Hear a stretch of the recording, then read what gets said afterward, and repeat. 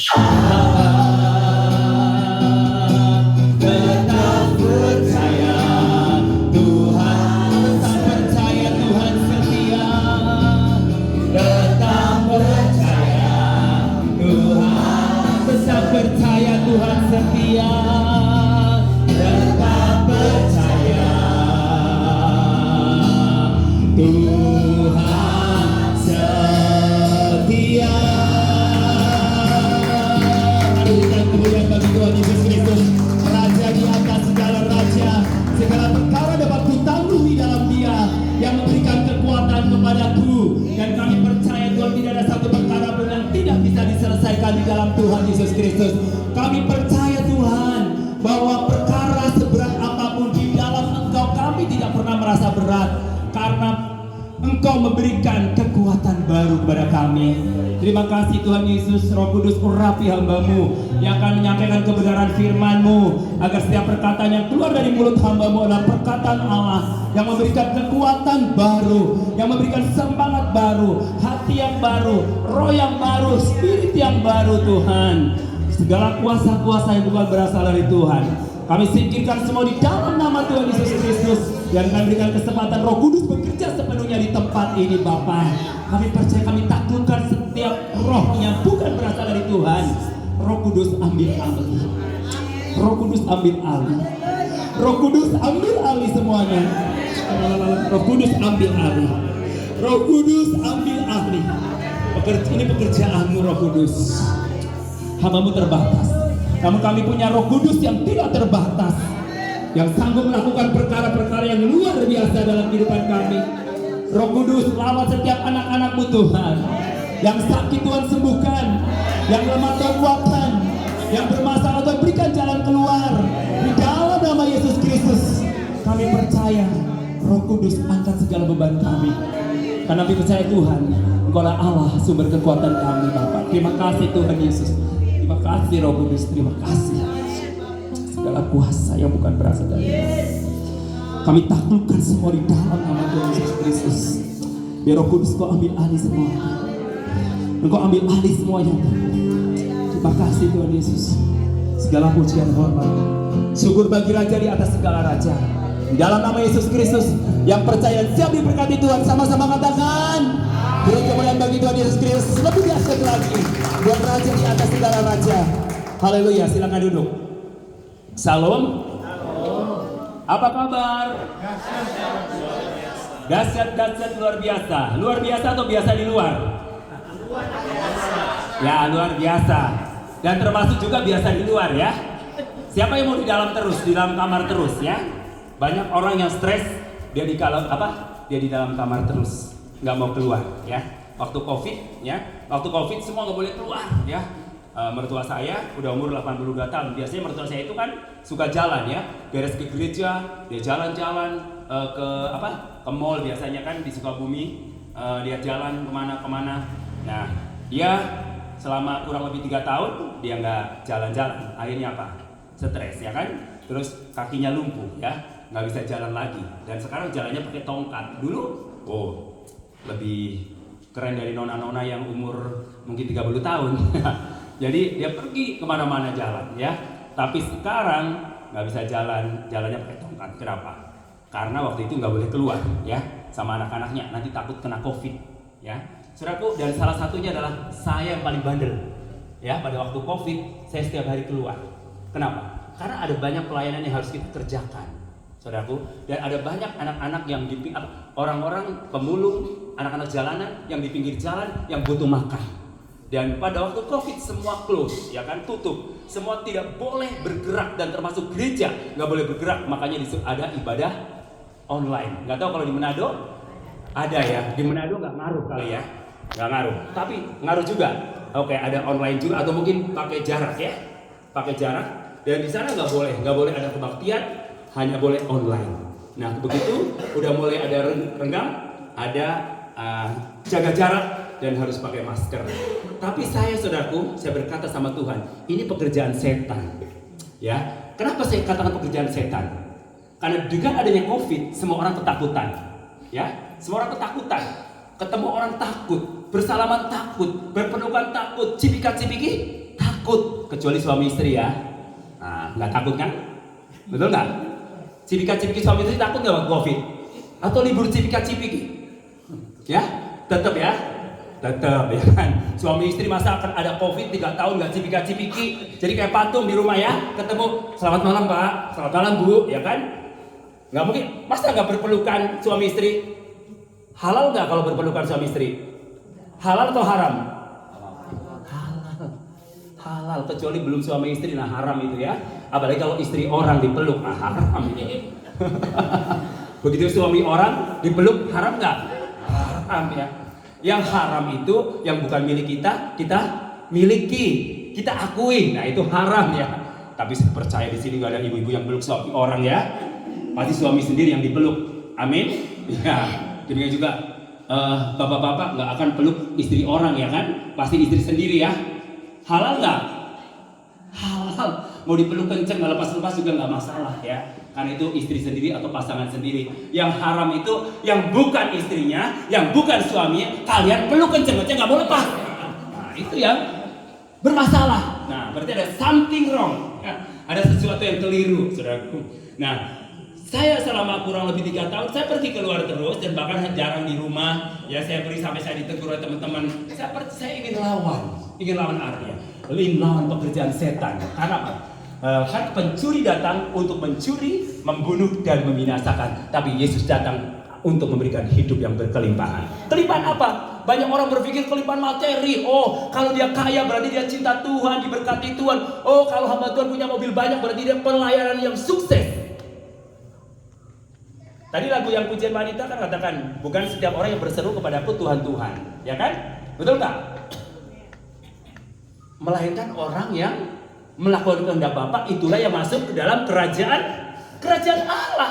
Orang punya karunia, mau karunia kesembuhan, mengusir setan, menyembuhkan orang sakit, tetapi dia tidak melakukan kehendak Allah, ia tidak akan masuk ke dalam kerajaan surga. Apa kehendak Allah? Kehendak Allah itu apa? Kehendak Allah adalah love, kasih. Kasih itu kehendak Allah.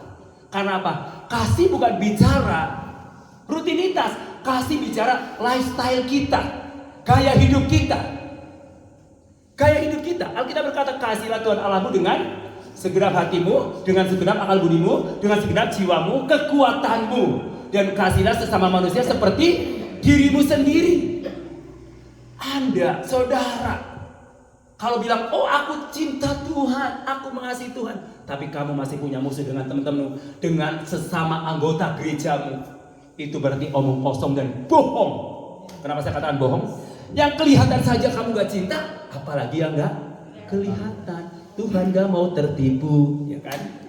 Mungkin Anda bisa tipu gembala, ya kan? Anda bisa tipu majelis, Anda bisa tipu orang-orang di sekelilingmu, tetapi Tuhan yang kamu sembah tidak bisa pernah tertipu. Makanya jangan pernah dipoles Tuhan dengan penampilan kita. Meskipun mungkin saya berada di atas sini, wah penampilannya rapi, tapi hati saya belum tentu serapi itu. Yang tahu siapa? Hanya Tuhan yang tahu semuanya. Apa? Jalan yang kita lalui, ya kan? Hanya Tuhan yang tahu. Tadi Ibu Mik, terima kasih ya Ibu Gembala, sampai lupa bilang terima kasih. Takutnya nggak dipanggil lagi nanti kalau nggak bilang terima kasih, ya kan? Terima kasih. Memang saya sudah beberapa kali datang ke tempat ini, udah 4 kali setelah lulus STTP tahun 96. Dan saya kembali ke Jawa, dan saya pelayanan di kota Sukabumi, dan 7 tahun saya menjadi full timer gereja, dan 7 tahun kemudian saya akhirnya Tuhan kasih pelayanan pekerjaan Tuhan yang mungkin lain dengan teman-teman kami ya. Kalau lain-lain kan pada pegang gembalaan, jadi Bapak Gembala. Saya bukan Bapak Gembala ya, cuma Pak Gembrot ya, Pak Gemuk ya kan. Tapi katanya aku kurus, bukan gemuk. Dulu di Manado sama saya beratnya 85 kilo ya kan. 85 kilo, makanya kalau lari ngos-ngosan perutnya buncit ya kan. Tapi setelah di Jawa saya berusaha untuk mengendalikan diri saya. Ya, saya detox, ya kan, saya olahraga. Jadi kerjaan saya selain pelayanan olahraga. Karena saya percaya ladang olahraga itu ladang misi saya. Artinya kita bisa berkenalan dengan banyak orang. Kenapa saudaraku saya mau katakan penting sekali kita bergaul dengan orang yang bukan Kristen. Banyak, jangan bergaul sama mereka. Nanti kita ikut mereka. Ingat saudaraku, saya mau tanya, terang, lampu itu bisa terang di mana? Tempat gelap. Kalau terang sama terang jadi apa? Hah? Silo men. Ya silo lah. Coba terang sama. Nah, orang gereja terus kumpul sama orang gereja tiap hari, nggak pernah mau bergaul dengan orang karena notabene dia nggak seiman sama saya, jadi saya nggak mau berteman dengan dia. Silomen, makanya nggak banyak gereja yang akhirnya ribut karena silomen, ya kan? Nah, kita garam, betul? Saya dan saudara orang-orang yang disebut garam dunia. Kalau garam sama garam ketemu terus jadi apa? Asin. Kalau asinnya kebangetan jadi apa? Darah tinggi. Makanya kalau garam terus ketemu garam terus akhirnya ribut cekcok karena darahnya semakin tinggi. Jadi nggak sedikit gereja akhirnya pecah karena banyaknya darah tinggi. Tapi gereja di sini nggak ada, amin. Haleluya. Semua adalah garam yang berfungsi menjadi garam sehingga menggarami orang-orang yang kekurangan garam. Kalau di gereja mah udah penuh garam. Kalau kita garamin terus nanti darah tinggi gerejanya. Makanya Alkitab berkata, pergilah, jadikanlah semua bangsa muridku. Pergi, go, pergi, beritakan kabar baik. Ya, Ibu Gembala kita waktu masih kuat, kemana-mana, ke Lampung ya, kemana. Saya kenal Ibu Gembala dari tahun berapa ya? Tahun sejak sekolah Alkitab lah ya. Saya suka pernah diajak ke Lamongan, saya ketemu di GGP PNIL waktu itu ya. Nah, akhirnya saya sering ketemu, doa bareng ya kan. Ya bukan saya nggak mau ketemu, saya malu karena Ibu Gembala sudah punya gereja besar banget gitu kan. Ya saya kan malu ya, mau nanti telepon, nanti dibikinnya mau minta pelayanan saya. Saya bisa ketemu Ibu Gembala hari ini pelayan di sini karena saya kenal sama Maya ya, teman saya. Nanti ternyata Maya menantunya Ibu Mega ya kan, saudara kita Ricky ya. Dan luar biasa, artinya gini, segala sesuatu memang nggak ada dalam planning. Saya cuma doa sama Tuhan. Saya kan diundang oleh panitia untuk ngadain seminar di youth camp. Nah, saya cuma berdoa. Saya izin sama istri saya, ditanya, Papa di sana sampai kapan? Sampai tergantung Tuhan yang menentukan saya. Jadi belum ada saya close tutup, artinya tanggal berapa saya pulang ya. Nah, saya bilang sama Tuhan, tahu sendiri kan tiket kesini kan mahal, PP kalau cuma sebentar sayang banget, betul nggak? Harus ada yang kita beritakan kemanapun kita pergi, harus menjadi berkat buat banyak orang, ya kan? Nah, saudaraku yang kasih Tuhan, kita kemanapun kita pergi kita harus beritakan kabar baik. Ya, saya memberitakan, mau kasih tahu tentang kabar baik, dan saya berada di tempat ini bukan secara kebetulan. Memang saya kenal Ibu Meko udah lama. Cuma saya kadang-kadang ya itu malu kalau mau telepon, apa kabar tante, aku main ke rumah ya. Takutnya dibikinnya aku mau minta makan ya kan. Terus kemudian kepengen dimasakin gitu kan. Malu saya kadang-kadang. Kecuali kalau Pak Romel di sini ya, ayo datanglah ke rumah. Nah, aku baru ya datang. Ya. Tapi saya percaya Ibu Mega nggak seperti itu. Ibu Gembala itu luar biasa ya. Sampai masa tuanya tetap melayani Tuhan, ya. Tetap digendong oleh Tuhan dan dipakai Tuhan luar biasa. Mari kita buka Alkitab kita di dalam Roma pasal 1 ayat 16 dan ayat ke-17. Roma pasal 1 ayat 16 sampai 17, sudah mendapatkannya semuanya? Yang sudah dapat katakan amin. Oke, saya ayat yang pertama, saudara ayat yang 17 ya. Injil itu kekuatan Allah, sebab aku mempunyai keyakinan yang kokoh dalam Injil, karena Injil adalah kekuatan Allah yang menyelamatkan setiap orang yang percaya, pertama-tama orang Yahudi tetapi juga orang yang Yunani. Ayat 17, 2, 3. Sebab dalamnya kebenaran Allah yang membawa iman dan memimpin kepada iman, seperti ada tertulis, orang benar akan hidup oleh iman. Ya, orang benar akan hidup oleh iman. Injil adalah kekuatan Allah. So bicara tentang good news, katakan kiri kananmu, good news. Kabar baik. Nah, Injil itu adalah good news ya, bukan bad news tapi good news. Good news itu kabar baik. Nah, kabar baiknya apa? Saudara harus tahu kabar baiknya apa? Kabar baiknya apa? Ya, kabar baiknya adalah Yesus Kristus. Dia mati, dia dikuburkan, dan dia bangkit pada hari yang ketiga. untuk menyelamatkan saya dan saudara, orang yang berdosa.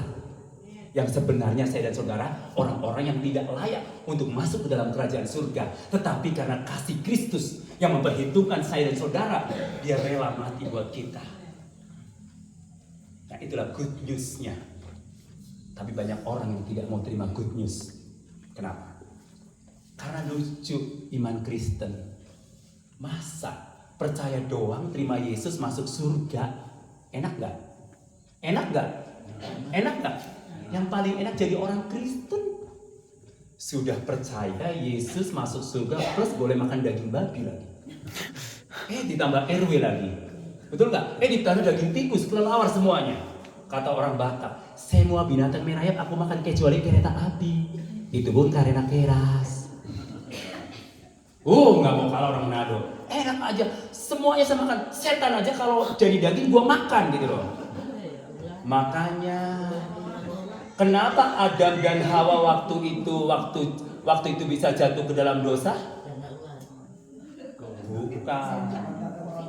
Karena Adam dan Hawa bukan orang Langoan. Coba Adam dan Hawa orang Langoan, langsung ditangkap ular itu, dibakar, dipanggang. Betul nggak? Nah, bedanya orang Jawa sama orang Langoan beda. Orang Jawa pada waktu nabrak ular, kaget, takut, lari, ya kan? Tapi kalau orang Manado atau orang Langoan nabrak ular, haleluya, berkat Tuhan ini. Betul nggak diangkat? Rezeki melimpah. Tapi orang Jawa, wah takut, musibah ini gitu, nabrak ular. Tapi orang Manado, orang Langoan, haleluya, ini berkat Tuhan, ya kan? Patola, betul nggak? Waduh, rezeki. Dulu waktu saya di kampus, ya dosen saya nabrak ular patola. Itu Nogi yang eksekusi hambanya, ya kan? Dia bagian eksekusi, bagian batoki RW dia, ya kan? Pokoknya kalau suruh bakar membakar dia. Makanya dia jago bakar membakar, kecuali bakar rumah dia belum pernah. Karena kalau bakar rumah pasti ditangkap polisi, ya kan? Tapi kalau suruh bakar membakar dia paling pinter, ya kan? Dulu ingat banget mau pelayanan kemana? Ayo cari dana. Dia bagian bakar membakar dan masak. Pokoknya RW udah jagonya dia, jurusannya, ya kan? Kalau saya jurusannya makan, ya kan? Berdoa. Kontrol, dia suka ngomel. Jangan kesini dulu, mengganggu katanya. Kita sembunyi, takut soalnya diomelin kan? Nah, kalau dia lagi meja, coba cicipin dulu gitu, seperti itu. Nah, itulah kehidupan kami di kampus seperti itu, saudaraku. Nah, saya mau katakan, Injil, good news itu sebuah kekuatan Allah. Kenapa saya dan saudara perlu Injil? Kenapa saya dan saudara perlu Injil? Nah, Injil itu sebuah kekuatan Allah. Ada kekuatan yang luar biasa yang bisa menyelamatkan. Hanya orang yang percaya Injil, yang terima Injil, itu yang beroleh keselamatan. Kenapa saya tinggalkan kehidupan saya yang lama dan saya percaya sama Injil? Umur 18 tahun, saya dipanggil oleh Tuhan dan menerima Kristus sebagai Tuhan dan Juru Selamat pribadi. Dan saya waktu itu hidup dalam ketaatan agama saya yang dulu. Dan saya bingung, aduh kenapa? Dulu saya sangat fanatik dan saya tidak suka dengan orang Kristen. Ya, mungkin kalau saya sekarang belum bertobat, mungkin saya salah satunya yang akan melemparin gereja kalian. Tapi saya percaya oleh karena kasih dan anugerah Tuhan. Keselamatan itu bukan hasil pekerjaan kita, bukan perbuatan kita, tapi keselamatan atau Injil kekuatan Allah itulah anugerah. Anugerah itu artinya sesuatu yang dari Tuhan diberikan kepada seseorang yang sebenarnya saya dan saudara tidak layak untuk menerima itu.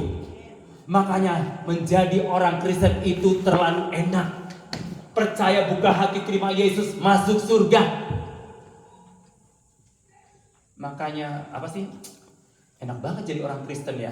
Sampai dibilang, orang Kristen enggak normal katanya. Ya benar enggak normal. Kan kalau mau selamat biasanya berbuat sesuatu ya baru selamat, betul enggak? Tapi di Kristen enggak usah berbuat dulu. Kalau agama adalah usaha manusia mencari Tuhan. Tapi kekristenan adalah Tuhan yang mencari manusia. Itulah hebatnya Yesus Kristus. Dia bukan kita yang mencari Yesus, tapi Yesus yang mencari kita. Karena apa? Saya dan saudara orang-orang yang sangat spesial.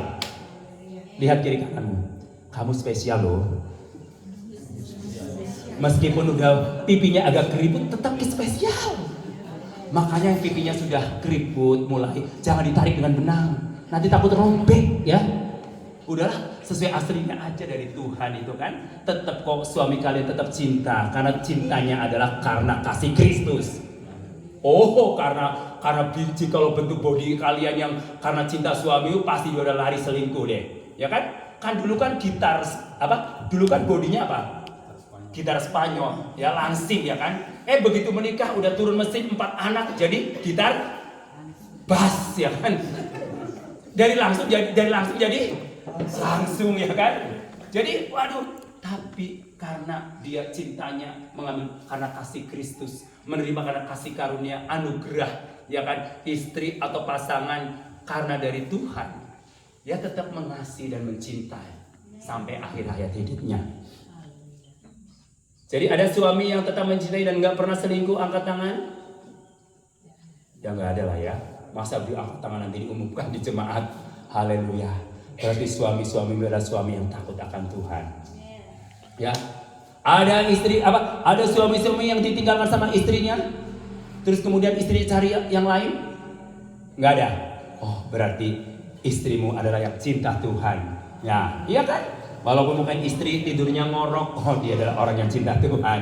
Ya kan? Dia adalah pilihan dari Tuhan. Suami tidurnya ngorok juga, dia adalah yang dikirim oleh Tuhan. Karena kasih Tuhan yang luar biasa buat kita. Jadi cinta kita kepada istri kita, pasangan kita, atau suami kita, itu bukan karena bentuk fisiknya. Mungkin pertama-tama bentuk fisiknya ya kan. Tapi kan kalau semakin tua kan fisiknya udah berubah. Ya kan? Dulu pipinya kencang, sekarang udah kendor. Betul nggak?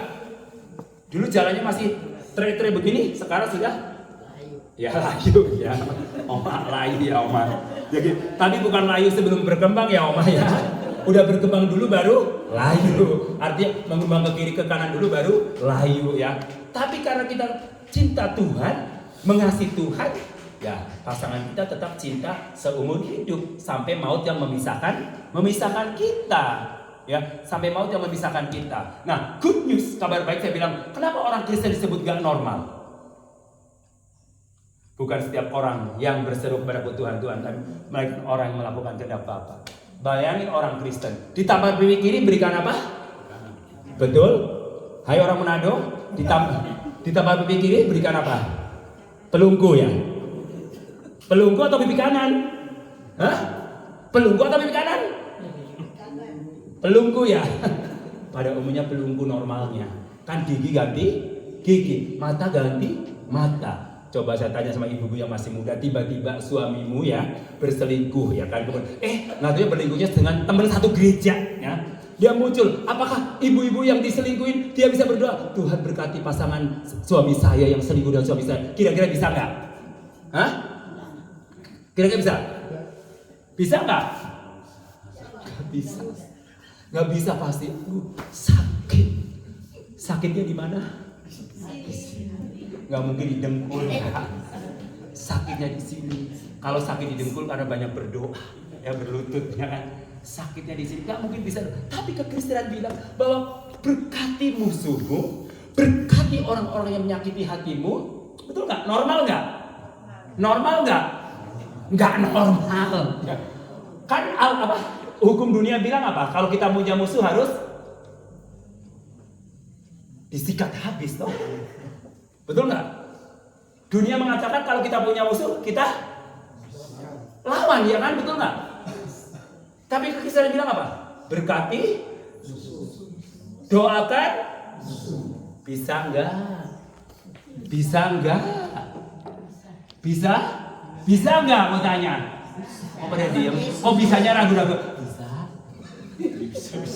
Bisa nggak? Oh bisa. Bisa? Ya, yes, tepuk tangan buat GGBT Salonita. Yes, aku bisa. Karena ada Roh Kudus yang memampukan kita. Kalau kita mengandalkan kekuatan sendiri nggak akan bisa. Nggak akan bisa. Bu Gembala, saya udah mengampuni si Nonce. Udah. Satu gereja dengan saya, kaum wanita, satu kaum wanita lagi. Aku udah ampuni Bu Nonce, tahu nggak? Bu Gembala, aku udah. Tapi ya mudah-mudahan Nonce nggak datang di kaum wanita. Kira-kira udah ngampuni belum itu? Hah? Ada pakai syarat. Pengampunan dari Tuhan Yesus nggak perlu pakai syarat. Sejauh timur dari barat, Engkau membuang dosaku. Tiada kau ingat lagi kesalahanku. Jauh ke dalam tubir laut engkau melempar dosaku. Tiada kau ingat lagi pelanggaranku. Katanya nggak ingat lagi, tapi masih ingat Ibu Nonce yang menyakiti hati kita. Tuhan, Bu Gembala, aku udah mengampuni semuanya. Bu Nonce, aku udah ampuni. Tapi Bu Gembala, kalau bisa kita jangan satu persekutu dengan dia. Kira-kira udah mengampuni belum?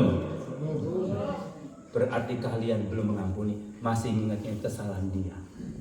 Yesus tidak pernah ingat kesalahan kamu. Dia free. Dia free. Dia bebaskan kamu dari dosa. Bebaskan dari pelanggaran-pelanggaranmu. Dan dia gak ingat-ingat lagi. Saudara juga kalau mengaku saudara murid Yesus, jangan ingat-ingat kesalahan orang lain. Ingatlah akan kebaikannya. Pasti hidupmu akan happy. Tapi kalau engkau ingat kesalahan orang lain terus, engkau akan menderita seumur hidup. Dan engkau tidak akan mengalami kemerdekaan di dalam Yesus Kristus. Nah, kekristenan itulah mengajarkan kepada kita apa yang dunia ajarkan selalu bertentangan dengan kebenaran. Makanya dunia berjalan ke barat, kekristenan berjalan kemana? Ke timur. Dunia berjalan ke utara, kekristenan berjalan kemana? Ke selatan. Injil itu kekuatan Allah. Nah, orang yang bisa mengalami seperti itu karena orang itu sudah menerima Injil, menerima good news. Ibu saya bertobat 23 tahun, saya berdoa sama Tuhan. Tuhan, ibu saya, bapak saya supaya mengenal Tuhan dan bertemu dengan Injil. Tiap hari diberitakan Injil. Akhirnya ibu saya bertobat sejak 23 tahun saya percaya Yesus. Ibu saya baru bertobat, baru percaya Yesus. Ya, berarti saya bertobat tahun 1988 plus 23 tahun, berarti 2000 berapa ya? 2011an ya. Ibu saya terima Tuhan Yesus Kristus dan meninggal umur 99. Ya, bulan sebelum Lebaran ya, sekitar bulan April awal dia meninggal. Ya, dipanggil Tuhan. Dan saya bersyukur pada waktu saya misi ke Jawa Tengah, saya bisa mampir, saya doa, terus saya doa pelepasan. Akhirnya ibu saya sakit karena udah cukup tinggi umurnya, dia pengen cepat pulang, ya kan? Jadi pengen cepat pulang ke surga. Ada di sini yang pengen pulang cepat ke surga? Panggillah saya untuk mendoakan biar cepat pulang ke surga. Jadi saya ini disebut pendeta pencabut nyawa katanya. Jadi kalau yang susah matinya panggil telepon saya. Saya pernah dulu ada ibu-ibu umur hampir 100 tahun, dia kepengen mati, nggak mati-mati, udah panggil berbagai pendeta, bahkan pendeta di mana dia berjemaat, nggak mati-mati juga. Dia telepon saya, Pak Romel, tolong doakan ibu saya, kenapa Pak? Dia kepengen cepat mati katanya.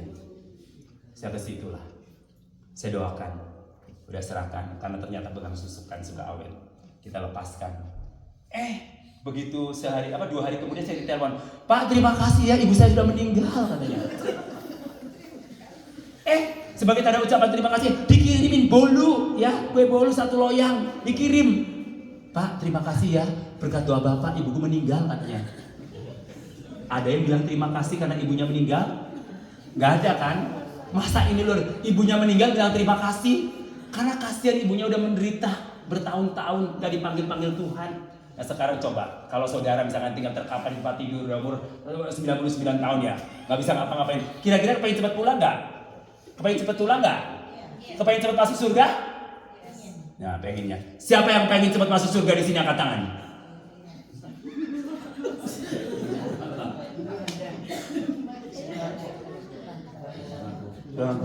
Oh berarti ibu gembala jangan pengen cepat masuk surga lah. Ya kan? Karena masih banyak jemaat yang perlu dilayani. Tugasnya belum selesai. Ya kan? Tapi siapa yang yakin pasti masuk surga? Angkat tangannya. Oh yakin. Coba aku tanya nih, Oma ini. Oma umur berapa Oma? 78. Oma pada ditanya siapa yang cepat masuk surga, Oma nggak angkat tangan, pengen umur panjang kan? Oh terserah. Saya mau bilang begini, Kairin Angar berkata, aku ingin hidup 1000 tahun lagi. Exactly. Tentu saja kita semua orang pengen umur panjang, betul nggak? Ada yang pengen cepet mati?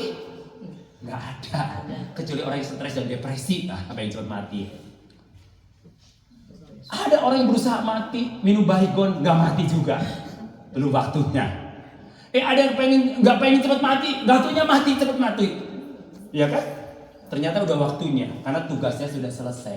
Yang paling penting bukan masalah kapan kita mati dan kapan kita lahir. Yang paling penting kalau kalian pergi ke kuburan, yang paling penting tanggal lahir atau tanggal mati. Tanggal lahir atau tanggal mati. Yang paling penting apa?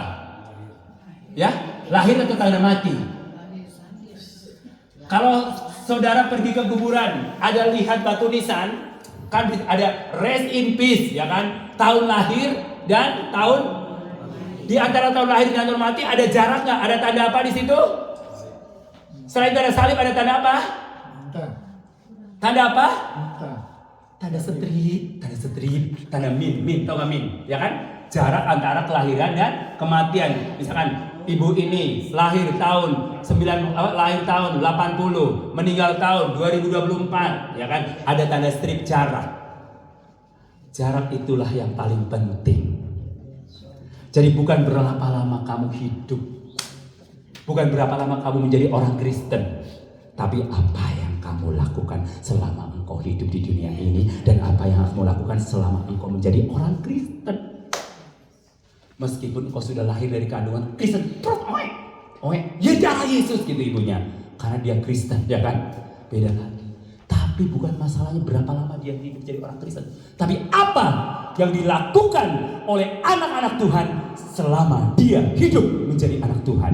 Itu yang paling penting. Tanda strip itulah yang berhak itu isi, tergantung. Isinya mau apa? Mau penjahat, mau pemabuk, mau orang baik, orang yang cinta Tuhan?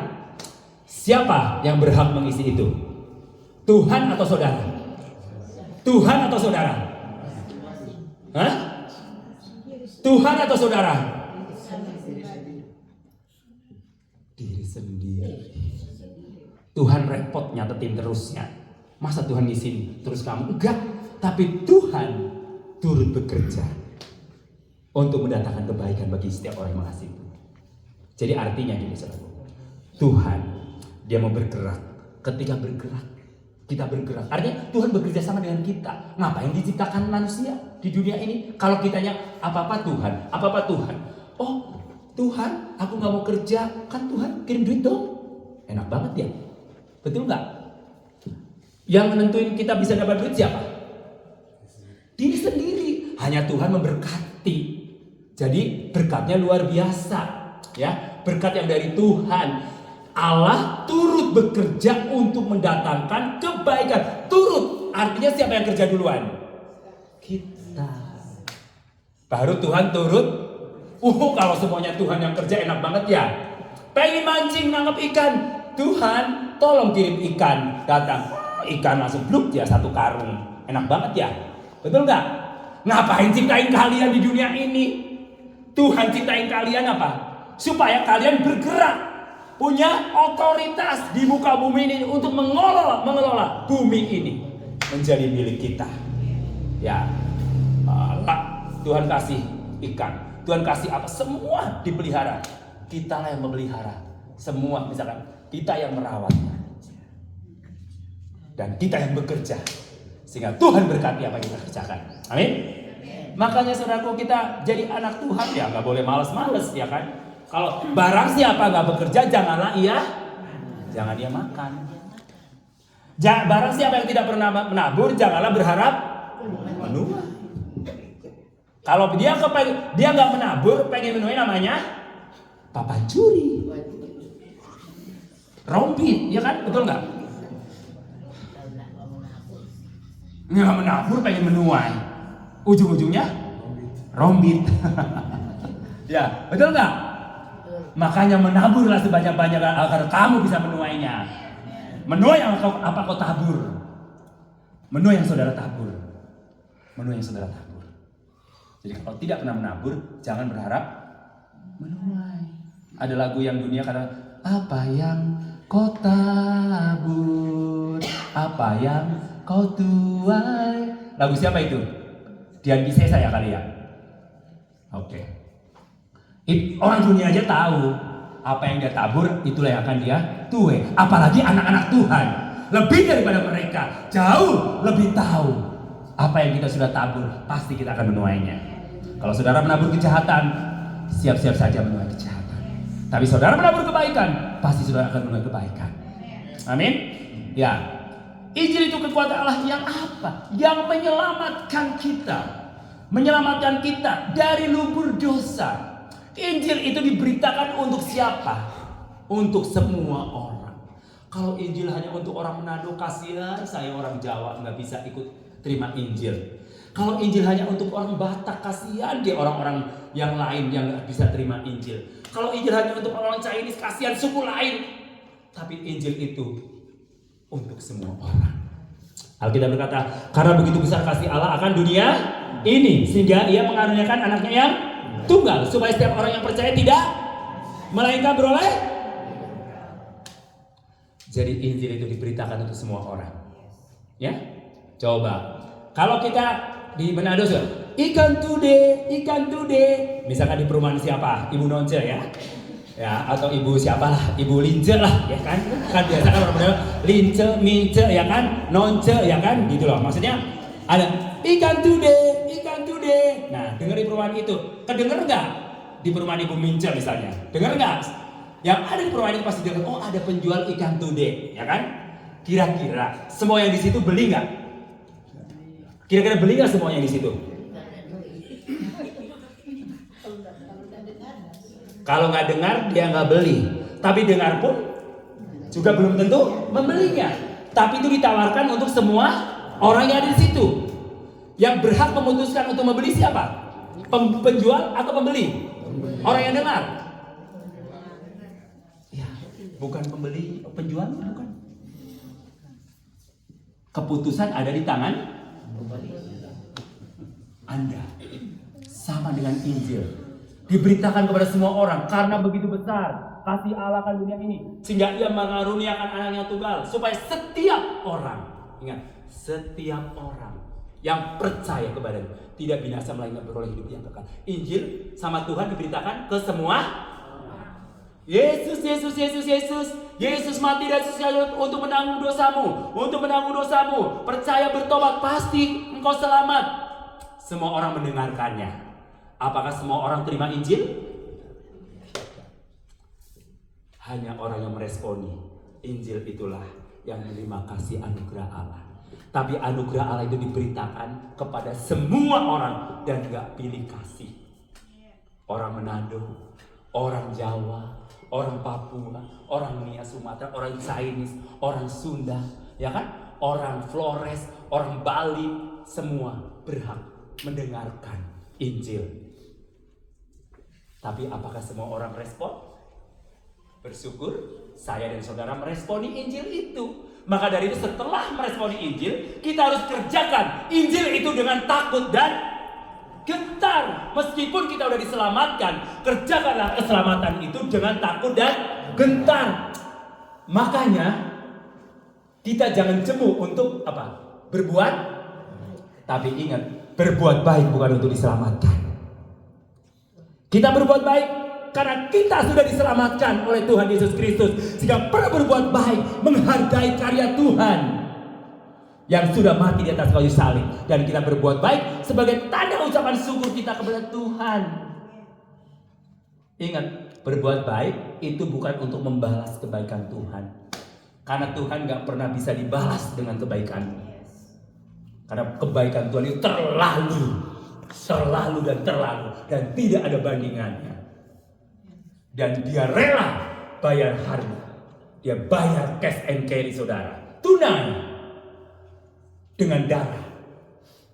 Terlalu mahal darahmu Yesus, tercurah untuk menebus diriku, hidupku. Terlalu mahal. Kata terlalu mahal, kira-kira berapa harganya? Tidak ternilai harganya. Berarti saya dan saudara adalah orang-orang yang mahal. Orang-orang yang mahal, bahkan terlalu mahal. Maka itu anak-anak muda, Jangan kau gadekan cintamu dengan yang murahan. Tuhan kita pemurah, tapi kita bukan murahan. Amin. Iya, Tuhan kita pemurah, tapi kita bukan murahan. Kita adalah orang-orang yang terlalu mahal. Karena Yesus sudah bayar tunai dengan darahnya yang terlalu mahal. Amin. Haleluya. Ya, beri kemuliaan bagi Tuhan Yesus Kristus. Terlalu mahal darahnya untuk kita. Siapa sih kita sampai dia mau rela korbankan nyawanya, curahkan darahnya untuk kita? Siapa kita? Siapa kita? Mungkin kita nggak terlalu bernilai di hadapan orang-orang dunia. Karena kalau dunia kan menilai punya pangkat, betul nggak? Punya kedudukan, kaya, ya, punya jabatan, ya.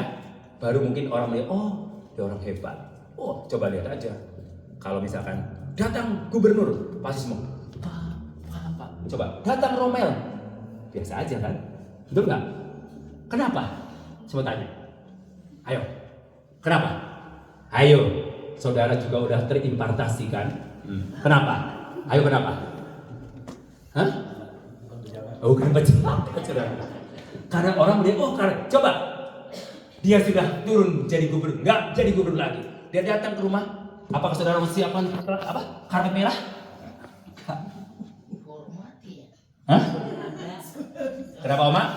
Hah? Karena saudara gubernur, nggak ada jabatan, ya udah biasa aja seperti manusia biasa, ya kan? Nggak ada jabatan. Karena dunia itu selalu fokus dengan harta, kekayaan, harta, tahta, dan pangkat, ya kan? Kalau saudara punya pangkat, pasti semua orang juga akan turun. Tapi coba datang ke gereja dengan tas kresek, sandal jepit, ya kan? Kira-kira disambut nggak ya? Siapa dia? Siapa? Oh, dia ya? Oh ya. Coba. Turun mobil Land Cruiser. Oh, Fortuner, ya, misalnya. Berdua juga. Oh, siapa? Oh, silakan duduk gitu kan misalkan. Tapi di sini nggak ada, ya kan? Nggak ada, saudaraku. Itu mah di sana. Nun jauh di sana adanya. Kenapa seperti itu? Karena manusia melihat apa yang kelihatan, tetapi Tuhan Yesus melihat apa yang dari hati. Amin. Yes. Berbuat. Jangan cemburu berbuat baik kepada siapapun. Untuk menutup kesaksian ini saya mau bersaksi sedikit. Saya bukan seorang gembala yang mungkin pegang gembala seperti Ibu Mei, Ibu Mika yang luar biasa, udah umur 75 tahun masih dipercayakan oleh Tuhan untuk menggembalakan gereja sebesar ini. Pada waktu itu kaget, ada apa kubahnya, ya kan? Aku pikir ini masjid, nggak gereja. Kubahnya pegode dan besar dan kaget gitu kan. Saya di sana pelayanan di panti asuhan. Ya, saya buka panti asuhan tahun 2003. Saya punya uang? Enggak. Saya waktu itu punya uang 200.000. 200.000 Tuhan suruh saya buka panti asuhan. Dapat apa, Bu? 200.000, ya kan? Apakah bisa untuk biayain anak-anak sekolah? Ya kan, beli baju mereka, beli untuk makan mereka, habis lah. Diberikan ikan tudeh paling dapat berapa? 200.000. Ya kan? Nah, Tuhan suruh buka itu. Ingat ya kan? Buka panti asuhan, nggak punya duit, ya kan? Nggak digaji juga. Yang namanya panti asuhan, gaji dari mana? Kalau nggak, ya malah uang kita yang harus diberikan untuk mereka. Betul nggak? Kalau gereja ada perpuluhan, betul nggak? Jemaat kasih perpuluhan, kasih persembahan. Nah kalau anak panti, ya kan? Tuhan suruh buka itu. Dari nggak punya duit, punya uang 200.000 suruh buka itu. Tapi saya harus taat sama Tuhan. Saya waktu itu ada beberapa penawaran untuk jadi gembala, tapi aku nggak ambil karena Tuhan nggak suruh. Aku mau dari Tuhan. Kalau dipikir-pikir enak kan kalau jadi gembala. Saya itu waktu itu ditelepon dari orang Jakarta. Saya disuruh pelayanan di sana. Dia telepon, mobil, rumah sudah disiapkan katanya. Tinggal bawa koper. Kira-kira secara manusia normalnya, pilih mana? Pilih panti asuhan atau pilih itu? Saya pilih itulah normalnya. Tapi karena saya mau taat sama Tuhan, saya nggak pilih itu. Saya nggak mau seperti Lot. Pada waktu Abraham suruh pilih, mana yang kamu pilih Lot? Pilih yang bagus, yang kelihatan makmur, yang subur. Ya, Abraham bilang, kalau kamu ke kiri, aku ke kanan. Kalau kamu ke kanan, aku ke kiri. Jadi Abraham itu dia menerima sisa dari Lot. Kenapa? Abraham dia melihat dengan kacamata iman. Tapi Lot melihat dengan apa yang kelihatan pada umumnya manusia. Betul nggak? Kalau saya melihat itu yang kelihatan, itu saja bisa ambil. Nggak usah susah-susah, ya kan? Ini anak-anak pada waktu baru buka panti asuhan dikirimlah 30 anak dari Kalimantan, 30 anak. Waktu itu nggak punya tempat tinggal dan saya dipinjemin sama teman saya uang 20 juta untuk kontrak tempat 2 tahun. 2 tahun kontrak tempat. Lalu akhirnya selama kurang lebih 6 tahun kami ada saldo. Ada saldo 160 juta. Ya. Dan kami tidak pernah meminta-minta kepada teman-temanku, walaupun teman-temanku banyak orang-orang yang berada. Tapi saya nggak pernah cerita pada mereka, oh minta dong sumbangan, minta dong. Saya pada waktu dipanggil Tuhan untuk begini, saya coba bilang sama Tuhan, Tuhan saya nggak sanggup untuk ini. Tapi karena Engkau yang menyuruh, aku siap untuk melakukannya. Saya coba bilang sama Bapak di surga, Bapak, Engkau yang bertanggung jawab di atas semuanya. Aku hanya fasilitator, hanya melaksanakan saja. Engkau yang bertanggung jawab. Akhirnya selama kurang lebih 6 tahun, saya buka panti asuhan dan ada saldo 160 juta. Saya keliling pengen cari tempat tinggal untuk panti. Saya pengen juga anak-anak panti itu tinggal di tempat yang layak. Nggak mau pantinya nggak mau kumuh, nggak mau yang kumuh. Pokoknya saya pengen yang the best. Hanya saya lihat ada tanah 100.000 meter, harganya 250 juta. Nah, saya bilang ini Pak Haji punya. Pak Haji, saya mau tanah ini, tapi saya kasih Saya nggak mau kalau nggak ada izin dari lingkungan. Jadi Pak Haji izin dulu, ada panti asuhan Kristen di sini, baru saya bayar DP-nya, seperti itu kan. Hanya dulu dia izin sampai dari bawah sampai ke kecamatan, dia izin tanda tangan, barulah. Karena di sana meskipun panti asuhan Kristen nggak sembarangan, saudaraku. Mendirikan, temanku udah beli untuk panti jompo, udah beli ribuan meter, sampai sekarang nggak keluar izinnya. Jadi ditanamin singkong. Karena susah di sana. Nah, pada waktu itu akhirnya kami bayar. Nah, yang 100 jutanya dari mana? Kredit dari teman-teman. Saya bilang, jangan kredit. Karena kita nggak punya usaha, siapa yang mau cicil? Siapa yang mau cicil? Saya bilang begitu. Nah, akhirnya Pak Haji kasih tempo 3 bulan. Nah, ternyata ya ada faktor. Melupakan itu penting juga ya. Akhirnya saya lupa kalau saya punya utang 100 juta. Jadi gak stres. Coba kalau ingat, gue stres lah, ya kan? Tuhan mungkin sudah lupakan saya punya utang. H-2 jatuh tempo, saya ditelepon salah satu anak Tuhan udah usia 70 tahun. Dia mau mendirikan panti asuhan di Jakarta dan dia nggak sama anak-anak kita. Kamu nggak boleh, papa nggak boleh. Papa sekarang cari panti asuhannya lagi butuh tempat di mana papa cari ya. Yang nggak lagi butuh tempat papa cari, papa nggak boleh udah tua katanya. Papa sumbangin aja uangnya ke yang lagi butuh tempat panti asuhan. H-2 saya ditelepon sama seorang anak Tuhan yang bernama Pak Buntaran. Dia telepon saya. Pada waktu telepon saya kaget. Loh, Bapak tahu telepon saya dari mana? Oh, katanya dari, ya itulah, dari mulut ke mulut, tapi bukan mulut Carlota. Ya, dari mulut ke mulut. Oh, ini ada panti asuhan lagi menderita, butuh tempat tinggal, lagi butuh tempat. Nah, mungkin dia kedengaran, ya kan? Ini kabar baik soalnya ya. Kalau Carlota kan kabar buruk, ya kan? Ya kan, kalau Carlota kan ya, mulut Carlota dulu ingat drama yang apa sih? Dari mana sih? Ya, zamannya Maria Mercedes. Ada zaman dulu aku masih di sini suka lihat. Oh, kalau misalkan ada orang Manado yang ember-ember bocor, dasar mulut Carlota katanya. Nggak mau diam ceritakan. Jadi kalau mulut Carlota kan gini loh. Kalau kita nitip uang bisa kurang. Kalau kita nitip omongan bisa lebih kebanyakan. Ya kan? Nah, saudaraku, ini dengar dari cerita katanya ada satu panti asuhan yang butuh tempat. Dia telepon saya H-2 jatuh tempo. Saya waktu itu pulang dari Jawa, saya lagi nyetir perjalanan pulang, di telepon. Aduh, Pak Salom katanya. Oh ya Pak, ini dengan siapa? Oh ini dengan Pak Buntaran katanya. Saya dengar Bapak ini dengan Pak Romel, betul? Iya betul Pak. Dan benar ini panti yang apa? Yang mendirikan panti asuhan bukan yang punya Tuhan Yesus soalnya ya. Kalau saya bilang aku punya, saya takut karena bukan punya saya, punya Tuhan Yesus Kristus itu yang nyuruh saya untuk mengelola gitu aja, ya. Jadi saya bilang, oh ini yang ngurus panti asuhannya, iya Pak sebenarnya. Oh akhirnya, betul lagi butuh tempat, iya betul sebenarnya. Kami sudah beli tempat tanah tapi kami lagi belum saya bayar semua. Oh, oke. Kalau begitu saya mau sumbang katanya. Sumbang berapa? Saya mau sumbang. Berapa sumbang? Dia sumbang pertama 100 juta. Karena kurang 100 juta. Sisanya nanti dia janji iman 200 juta. Dia nggak kenal saya. Dia nggak tahu saya. Tapi Tuhan tahu kebutuhan saya untuk panti asuhan, saudaraku. Akhirnya kami bayar tunai, lunas, ya, lunas. Saya balik nama, bangunan. Waktu itu anggaran berapa? 1,2 miliar anggarannya. Saya diomelin sama, gila kamu ya, panti asuhan mahal banget katanya. Jangan main-main.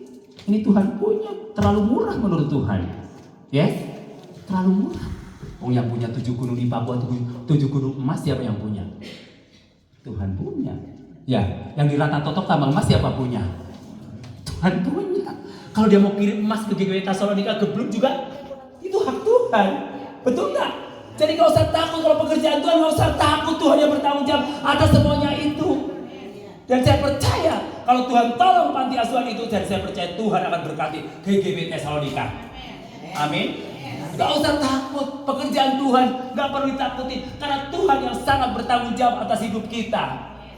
Dan pada waktu itu tiba-tiba Tuhan semua, saya minta sama Tuhan saya mau bangun panti asuhan itu 1 tahun.